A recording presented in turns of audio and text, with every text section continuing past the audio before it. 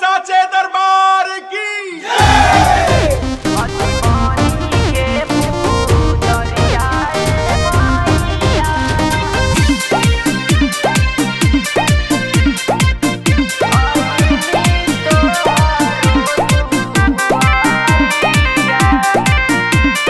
माँ Shitala recording studio Bihar Sharif.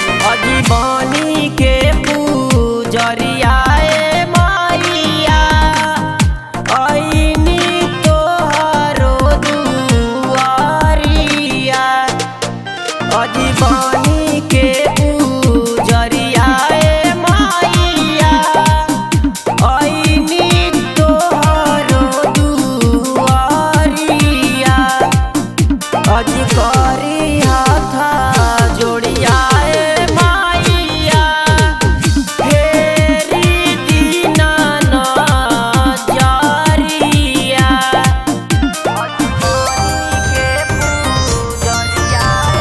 Music by Amit Gupta.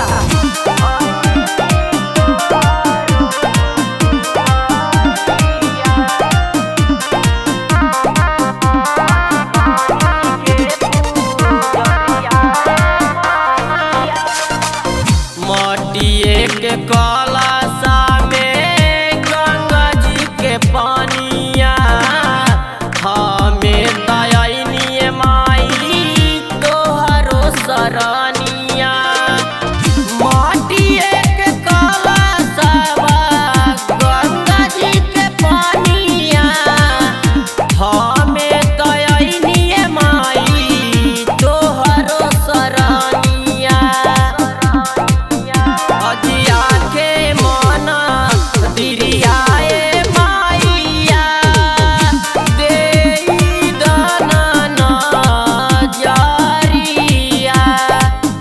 अकरी हाथा जोड़ियाए माइया फेरी दीना नजरिया।